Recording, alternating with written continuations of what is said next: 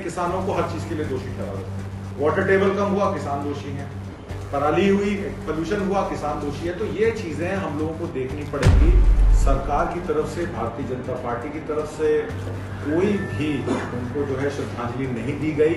इसलिए देश के किसानों ने, देश के कमेरों ने और देश के सिविल सोसाइटी के लोगों ने ये तय किया है कि उनको हम सच्ची श्रद्धांजलि पेश करें। और ऑपरेशन सिंदूर के चलते आज तक जो रिस्पॉन्सिबल थे, जिनके द्वारा वो पहलगांव की घटना को 22 अप्रैल को दिया गया अंजाम, वो लोग आज तक पकड़े नहीं गए। एनजीटी हो, Punjab and Haryana high court हो या कोई भी माननीय कोर्ट का आदेश हो, आदेशों का पालन नहीं हो रहा है। सभी इस देश में एक नई क्रांति होगी जो इस सरकार को समझाएगी कि लोकतंत्र का असली मायने क्या है। 22 तारीख को राष्ट्रीय सद्भावना सभा इसका आयोजन कर रहे हैं। ये राष्ट्रीय सद्भावना मंच के तहत है। इसमें तमाम किसान ऑर्गेनाइजेशंस, कमेरा वर्ग, ओबीसी और वंचित समाज के लोगों के साथ मिलकर छात्र संगठन और ट्रेड यूनियंस, ये सब लोग जुड़े हैं। क्योंकि सतपाल मलिक जी के साथ जो हुआ, उनके अंतिम समय में सरकार की तरफ से, भारतीय जनता पार्टी की तरफ से कोई भी उनको जो है श्रद्धांजलि नहीं दी गई। इसलिए देश के किसानों ने, देश के कमेरों ने और देश के सिविल सोसाइटी के लोगों ने ये तय किया है कि उनको हम सच्ची श्रद्धांजलि पेश करें। 27 तारीख को ये कार्यक्रम डॉक्टर BR अम्बेडकर भवन यानी कि रानी झांसी रोड पर ये रखा गया है और सुबह 10:30 बजे से लेके और दोपहर 3 बजे तक ये प्रोग्राम चलेगा। इसमें हम लोग जो लखीमपुर में 4 किसान शहीद हुए थे किसान आंदोलन के दौरान, उसमें एक मीडिया कर्मी भी शामिल था, हमारा मित्र था, और उसके अलावा 750 किसान जो शहीद हुए किसान आंदोलन के दौरान, वो लोग पहलगांव में और पुलवामा में जो शहीद हुए, जिसमें हमारे सिविलियंस भी थे, जिसके नाम पर प्रधानमंत्री मोदी ने ऑपरेशन सिंदूर चलाया। और ऑपरेशन सिंदूर के चलते आज तक जो रिस्पॉन्सिबल थे, जिनके द्वारा वो पहलगांव की घटना को 22 अप्रैल को दिया गया अंजाम, वो लोग आज तक पकड़े नहीं गए। एक फोटो जारी हुई और उसके बाद ये बता दिया गया कि वो लोग भी जो हैं वो मिल नहीं रहे हैं, वो फोटो भी गलत बताई गई। तो इसका मतलब ये है कि सवाल ये खड़ा हो जाता है, क्या सरकार दोषी है पहलगांव के जो नरसंग हत्याकांड हुआ उसमें? और ऑपरेशन सिंदूर में जिस तरीके से सरकार ने पाकिस्तान के साथ लड़ाई शुरू की और उसके बाद जब जीत के कागार पे थे, हमारी आर्मी और एयरफोर्स पूरी तैयार थी, उसके बाद उनको विड्रॉ कराया गया सीज फायर के जरिए। और डोनाल्ड ट्रंप ने कह दिया कि ये सीज फायर हमारे कहने पे हुआ। तो बहुत सी तमाम चीजें हैं जिस पर शंका की सुई जो है वो सरकार पर जाती है। तो ये सरकार क्या किसी के कहने पे चल रही है? क्या इसका जो बटन है किसी और के हाथ में है? और किसानों की समस्या तो आज तक दूर नहीं हुई, क्योंकि एमएसपी को लेकर कहा गया था कि एमएसपी पर एक कमेटी बनेगी। आपको याद होगा 11 दिसंबर 2021 में एक चिट्ठी ज्वाइंट कमिश्नर एग्रीकल्चर से आई थी। उसमें कहा गया था कि एमएसपी की कमेटी बनेगी, जिसमें 4-5 मेंबर जो है एसकेएम के होंगे और 5 मेंबर जो हैं वो सरकार की तरफ से होंगे। छोटी कमेटी बनाई जाएगी जिसपे एमएसपी को देशव्यापी कैसे करना है, पराली के कानून पर और बहुत सारी चीजों पर फैसले होंगे। आज तक उस एमएसपी कमेटी की क्या मीटिंगें हुई, कौन वो लोग थे जो एमएसपी कमेटी में शामिल हुए? क्योंकि संयुक्त किसान मोर्चा ने तो अपना हाथ पीछे कर लिया था। जब उन्होंने कहा कि 4 आदमी अपने भेज दीजिए, तो उन्होंने 32 नाम अपने ही तय कर लिए। तो किसानों को पता लग गया, समझ में आ गया कि ये 32 मेंबरी कमेटी जो है ये सरकारी कमेटी है, यही सब डिसाइड करेगी। तो हम तो उसमें गए नहीं। तो उनकी मीटिंगों में आज तक कोई मिनट्स ऑफ द मीटिंग नहीं पता लगे। आज तक ये समझ में नहीं आया कि उस मीटिंग में फैसला क्या हुआ।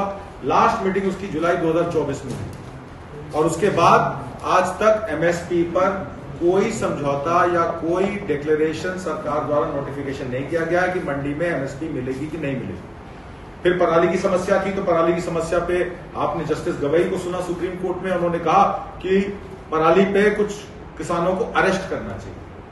और जब पराली का कानून पे, जब विधेयक पे बात हो रही थी, तो ये कहा गया था कि किसानों को अरेस्ट नहीं किया जाएगा, जो लोग जान के आग लगाते हैं उनको फाइन किया जाएगा। और हरियाणा में किस तरीके से पकड़ के किसानों को पराली के कानून के तहत फाइन भी लगाया गया, अरेस्ट भी किया गया, पंजाब में भी और हरियाणा में भी। और एक तरीके से दिल्ली एनसीआर में ये खबर फैला दी गई कि जितना प्रदूषण होता है वो किसानों की वजह से होता है, किसानों को दोषी ठहराया गया। अब तो पराली नहीं जल रही पिछले साल से, तो अब क्यों धुआं आ रहा है? तो ये इसके साइंटिफिक रीजंस ना पता करने के, मतलब उस साइंटिफिक रीजंस को मद्देनजर न रखते हुए ये लोग यही करते हैं, ये किसानों को हर चीज के लिए दोषी ठहरा देते हैं। वाटर टेबल कम हुआ, किसान दोषी है। पराली हुई, पोल्यूशन हुआ, किसान दोषी है। तो ये चीजें हम लोगों को देखनी पड़ेगी। और जिस तरीके से पोल्यूटिंग इंडस्ट्रीज को पंजाब पे थोपा जा रहा है, आपको याद होगा जीरा डिस्टिलरी पे एक बहुत बड़ा मामला भटिंडा में आया, जिसमें रिवर्स बोरवेल के जरिए अल्कोहल बनाने वाली फैक्ट्री जो है वो रिवर्स बोरवेल के जरिए पानी को वापस जमीन में डाल रही थी, और वही काला पानी 10 किलोमीटर दूर, 4 किलोमीटर दूर लोगों के गुरुद्वारों में, गांव में, घर में निकल रहा था। भटिंडा में जो कैंसर हॉस्पिटल है, लाखों की तादाद में लोग, संख्या में लोग पहुंच जाते हैं। और इसका एक आपने देखा होगा मीडिया में भी कि भटिंडा जो ट्रेन जाती है वो कैंसर ग्रसित पेशेंटों से भरी होती है।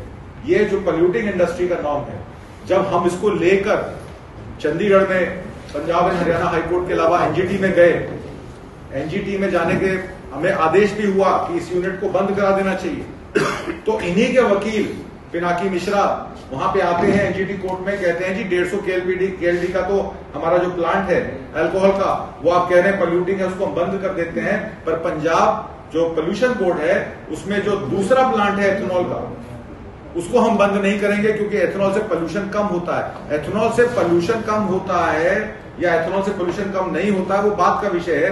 पर जिस फैक्ट्री को बंद करने की आदेश हो गया, उसको आप अलग अलग कैसे दिखा सकते हैं कि 150 लीटर की फैक्ट्री अलग है, 180 लीटर की फैक्ट्री अलग है, 100 लीटर की फैक्ट्री अलग है। तो ये एनजीटी हो, Punjab and Haryana high court हो, या कोई भी माननीय कोर्ट का आदेश हो, आदेशों का पालन नहीं हो रहा है। सभी संस्थानें, सभी जिनका काम है एनवायरमेंट को देखना, इकोलॉजी को देखना, किस तरीके से पेड़ काटे जा रहे हैं, किस तरीके से जंगल काटे जा रहे हैं। हसदेव के जंगल आपने देखे, अभी असम की खबर आई कि एक क्रिकलिंग प्लांट जो सीमेंट का लगाना है अदानी को सैंक्शन हो गया। 1 रुपए में आपको टूथपेस्ट नहीं मिलता, 1 रुपए में बच्चे की टॉफी नहीं आती, 1 रुपए में अदानी को जमीन कैसे मिल जाती है? सवाल ये खड़ा होता है कि क्यों इन लोगों को वित्त पोषित किया जा रहा है। अभी पिछली खबर आपको बता देता हूं, 10,000 करोड़ रुपए से ऊपर के लोन देने के लिए कॉर्पोरेट को एक सैंक्शन किया गया है आरबीआई के द्वारा, कि इंफ्रास्ट्रक्चर डेवलपमेंट में 10,000 करोड़ से ऊपर के लोन इन कॉर्पोरेट्स को दिए जाएं। इसका मतलब यह है कि आपका और हमारा सेविंग्स का पैसा, हमारे धान का, फसल का, गेहूं का पैसा, वो सब पैसा जो बैंकों में जमा होगा, वो सब्सिडी में तो नहीं मिलेगा, ना किसान को सब्सिडी मिलेगी, ना आम आदमी को सिलेंडर मिलेगा, पर वो पैसा कॉर्पोरेट को लोन में जरूर मिल जाएगा, एयरपोर्ट डेवलप करने के लिए, पोर्ट डेवलप करने के लिए, संसाधनों को डेवलप करने के लिए। तो एक तरीके से ऑर्गेनाइज लूट इस देश में हो रही है। उस लूट के खिलाफ ये हम प्रोग्राम करने जा रहे हैं। और एक बहुत बड़ा विषय जो इलेक्शन का खड़ा हो गया है कि जो इलेक्शन मैकेनिज्म है उसमें वोट चोरी हो रही है, और उस वोट चोरी में जिस तरीके से लोगों के अधिकारों को समाप्त किया जा रहा है, 1 पर्सन 1 वोट 1 नेशन का जो डेमोक्रेसी का लोकतंत्र का है, उसका हनन हो रहा है। किस तरीके से वोटों को बढ़ाया घटाया जाता है, और कांग्रेस पार्टी या जो भी विपक्षी पार्टियां हैं उनके लोगों को, उनके कैंडिडेट्स को हराया जाता है। एक पटिशन और दाखिल की हम लोगों ने ब्यौरा पाने के लिए कि अगर 40 लाख रुपए खर्चे का ब्यौरा आपका है, उससे ज्यादा खर्चा अगर आप कर रहे हैं, तो आपका जो आप अगर एमएलए बन गए, एमपी बन गए, तो वो भी समाप्त होना चाहिए। एक पटिशन हमने और डाली लुधियाना वेस्ट में एमएलए के खिलाफ। तो बात सारी ये आ जाती है कि बहुत सारी चीजें हैं जिसमें डेमोक्रेसी में चेक एंड बैलेंस होते हैं। उन चेक्स और बैलेंसेस को उन्होंने खत्म कर दिया, इलेक्शन कमीशन ऑफ इंडिया पे कब्जा कर लिया।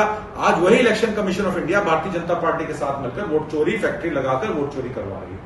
इस वोट चोरी को रोकना है, संविधान को बचाना है, देश को बचाना है, किसान को बचाना है। इस सब की लड़ाई हम 27 तारीख को श्रद्धांजलि देकर सतपाल मलिक जी, पहलगांव, पुलवामा के शहीद और 750 किसान और लखीमपुर में जो किसान शहीद हुए, उनको हम अपने तरफ से वो करेंगे, श्रद्धांजलि देंगे, उनका सम्मान करेंगे, और इस देश में इस लोकतंत्र के खतरे को समाप्त करने की लड़ाई को और पैना मजबूत करेंगे।